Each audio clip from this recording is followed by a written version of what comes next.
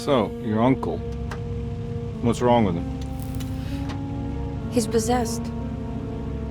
As in the devil? Something like that.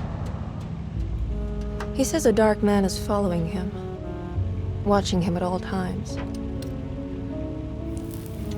What do you make of it? It's nonsense, of course, but I'd be lying if I said it didn't bother me. You see, it runs in my family. Possession? No, Detective. Deteriorating melancholy. Practically every member of the Hartwood family is driven mad before they grow old.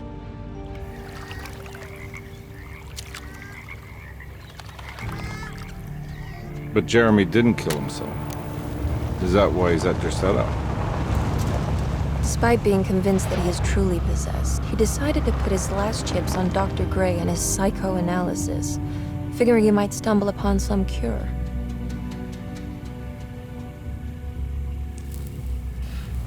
You mentioned the letter. I received a disturbing letter from Jeremy accusing the staff and all the other patients of being involved in some cult.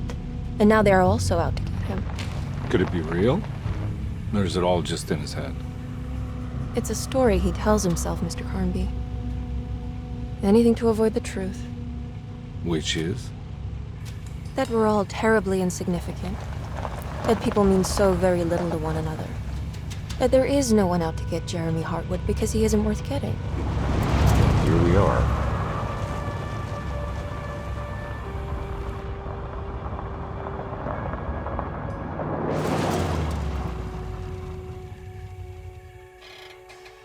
My uncle's not well, Mr. Carnby.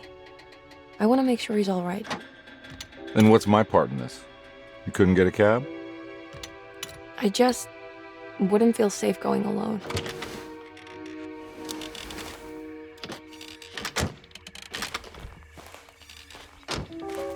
Did you bring a gun?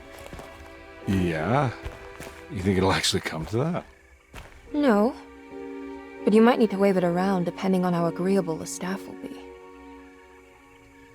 What exactly are we gonna do when we find Jeremy? I don't know. Let's just find him first.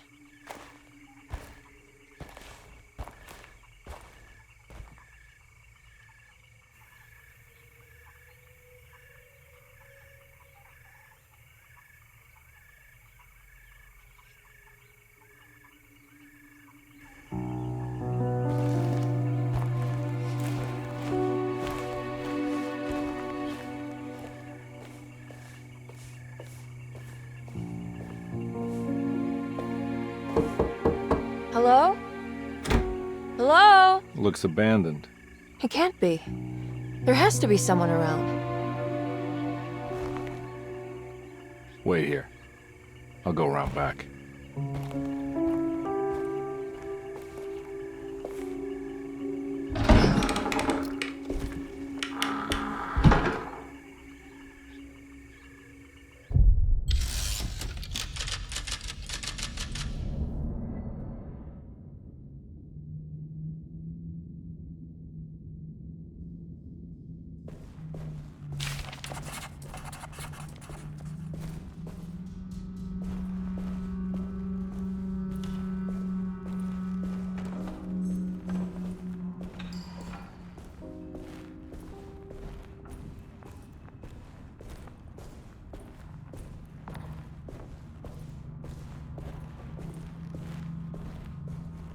Now what do we got here?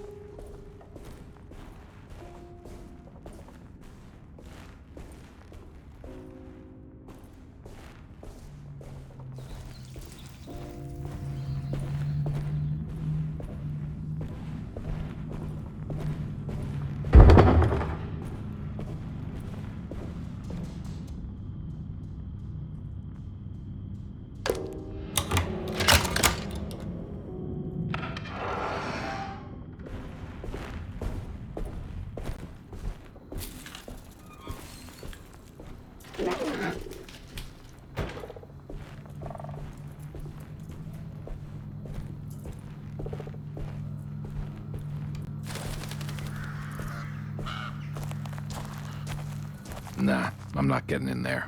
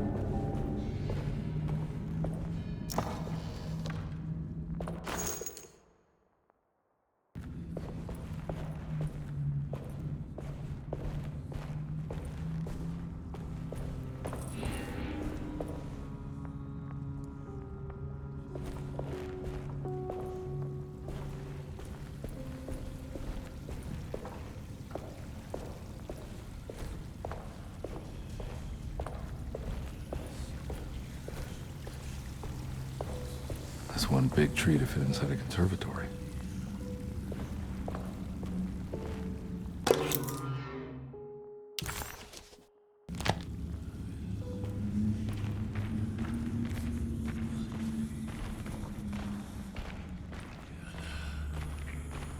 Huh? What?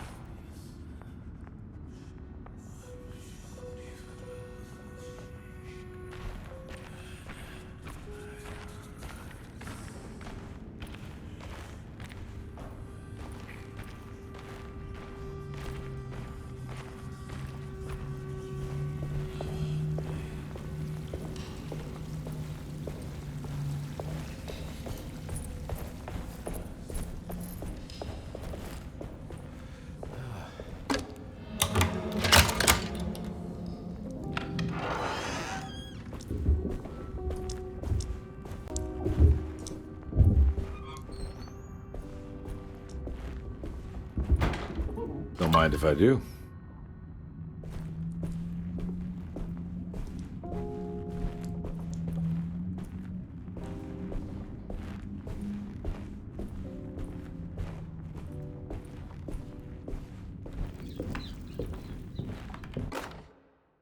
Every day your silence weighs a little heavier. It's been a difficult year for everyone, and many have lost all hope. I read in the papers about people suffering. Pictures of dust-covered landscapes without a drop of water. I wish I knew if you were still tending the earth or if you had turned your back against us. I have started to look for help elsewhere. I pray you will tell me if I am going down a path that you find disagreeable. With help from Baptiste and Charlotte, I found comfort in the practice of the voodoo. I have long been skeptical of that Caribbean cult, but it's been of good use to me. It seems all harmless in my book. I say some words dreamt up by the Creoles, and I carry around a small pocket of gree-gree. Nothing of this is mentioned in the Bible, of course, but the French Quarter priestess tells me it's all connected. She says the Christian God is just one more perspective on the creator of things. That's what I like to think, but the other way around, that the spirits of her faith are just aspects of you, our Heavenly Father. I am so grateful for the words you gave Mr. Hartwood. We will sing your praises at St. John's Eve. The world will be blessed soon again. Only the sacrifices of the Old Testament compare to your demands. Let it be the truth. A mother of earth, wood, and dirt. A mother of 1,000 young. Sacred sand, $1. Black cat oil, $1.50. Devil...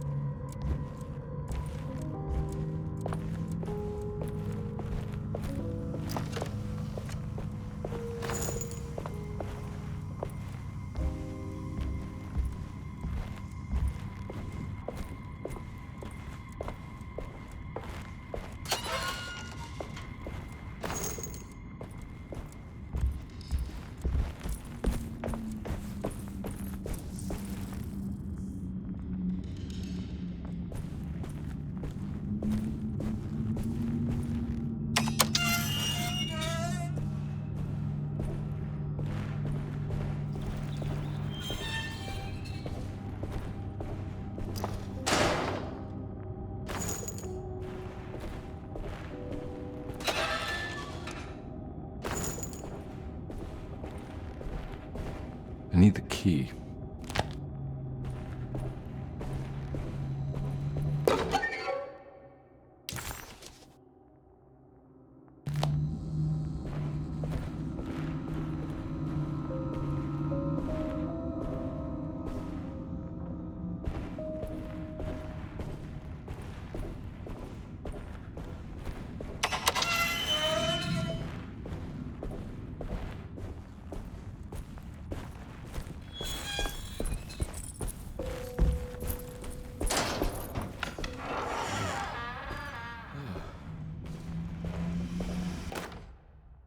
Please do not touch the boiler. It is working after all. While the sabotage has caused a leak, only the decorative plate has been completely ruined. Let's wait for Mr. Chance to turn up and he can take a look at the leak. Mr. Wade.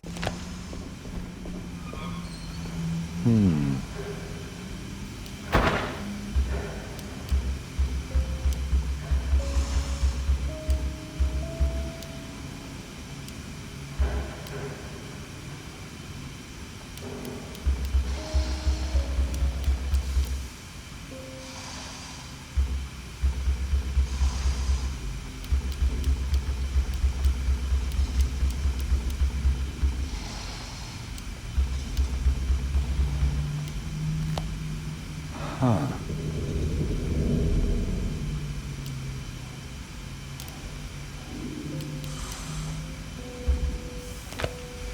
That doesn't look safe.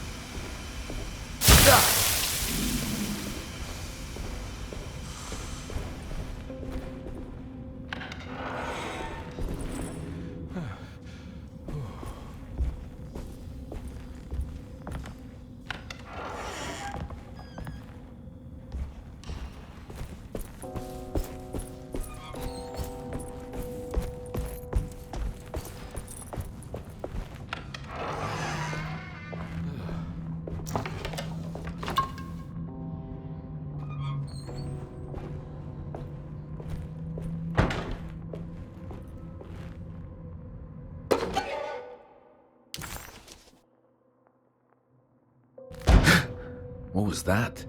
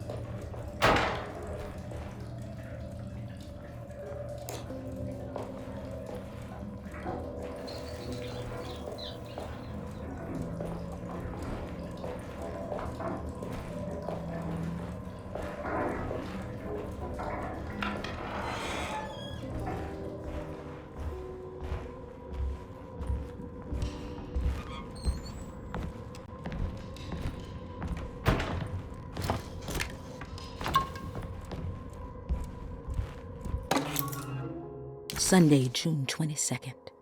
I spent all day looking for Jeremy. I should have cared for the others, but I'm scared that he will do something irreversible. Cassandra is upset that I didn't give her the latest shipment of pain medication that Waits brought from the post office yesterday. I would have given it to her, but the company didn't send a new key this time around, so the box is just sitting there on my desk. They must have figured we had plenty of their gimmicky keys by now. I only remember seeing one lately. Grace was playing with it inside the grand parlor. Unless it turns up by itself, it will have to wait. I have to figure out where Jeremy is. I think Jack knew something. That dog of his found a strange rot permeating the house. She's showing us, he said. Like those blots and streaks of fetid rot was talking to him.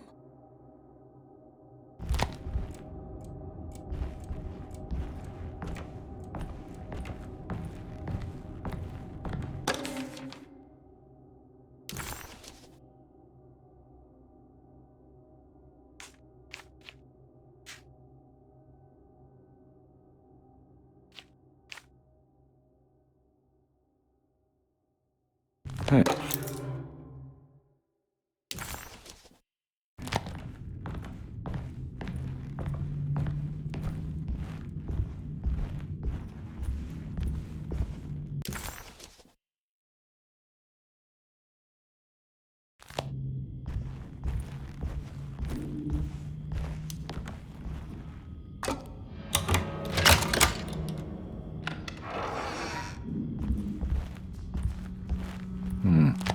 I need the key.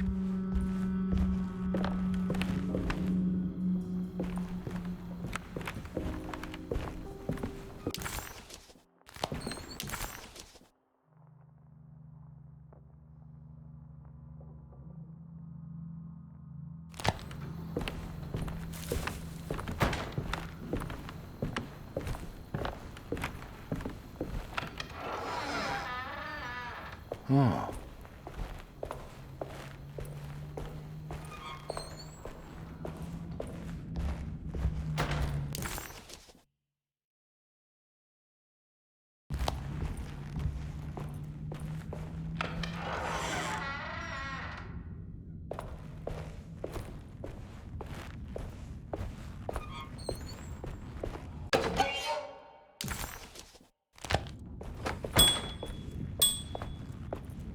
I need the key.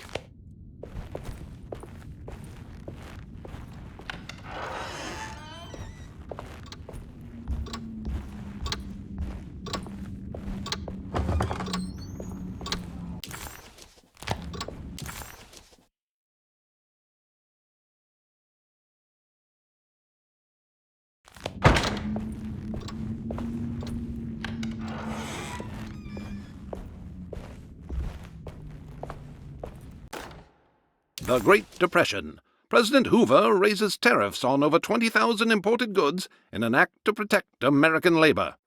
Following the collapse of the Wall Street stock market on October 24 last year, American industry has suffered greatly. Thousands of companies have gone bankrupt and left a large part of the American workforce unemployed. In an attempt to turn the tide, the Smoot-Hawley Tariff Act has been signed by President Herbert Hoover.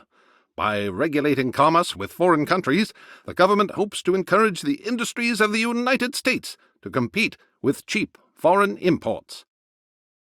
Superstition on rise. New Orleans voodoo stores and spiritual mediums see increased profit during troubled times. While the market has faced hard times ever since Black Thursday of last year, voodoo doctors and snake charmers see significant rise in number of customers. With the coming Eve of St. John on the 23rd, the police expect increased cult activity around Bayou St. John, the southern shore of Lake Pontchartrain. Voodoo rituals in that area on the Eve of St. John have a long tradition reaching back to the first snake worshippers brought as slaves from West Africa. During the 19th century, its practice was popularized by the legendary Marie Laveau, and has since been embraced by many of the Creoles and the surviving aristocracy of the French Quarter. Author seeks asylum. Rumors regarding author Cassandra Beauregard making Derceto her home verified. Dorsetto Hospital is an old plantation building on the eastern shores of Lake Pontchartrain. While often considered an asylum for the insane, residing Dr. Elmore Lee Gray prefers to think of it as a convalescent home, a place where you can go to rest. The patient list is kept secret, but thought to include many of the black sheep of wealthy families, because at Dorsetto, treatment does not come for free. Local author Cassandra Beauregard has now been confirmed by her own admission. She's been lauded as a powerful Creole voice and written many successful books. Lately it was reported from Hollywood that she has finished a moving picture manuscript titled Slaughter Gulch. That film is set to hit the theaters next year.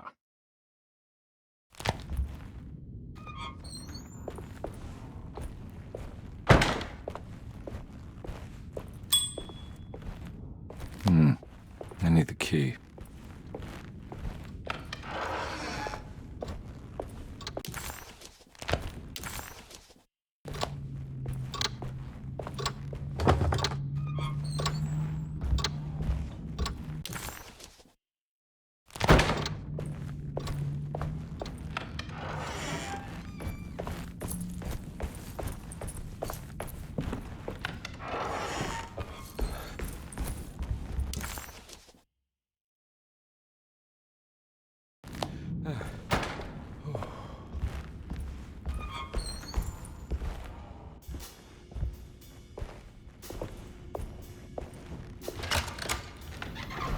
Thanks.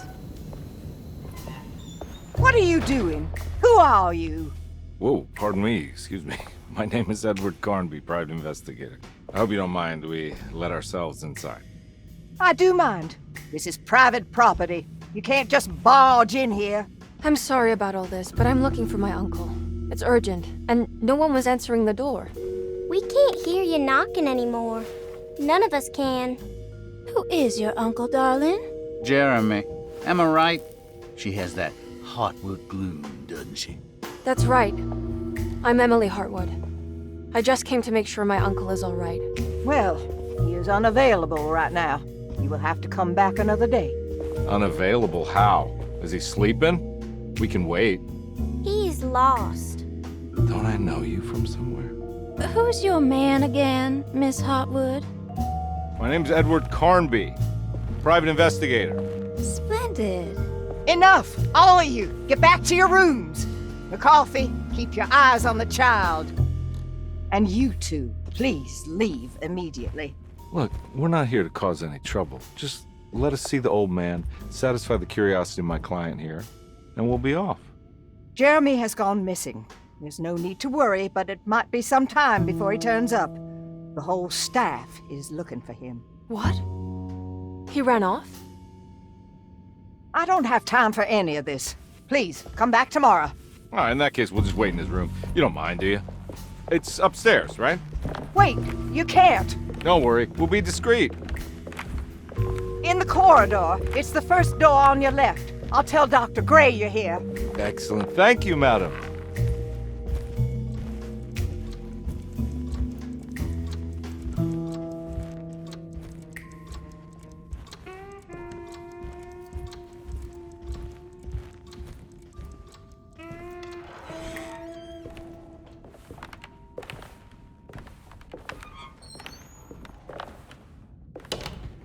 All right, here we are. Let's look around. See if we can dig up any clues.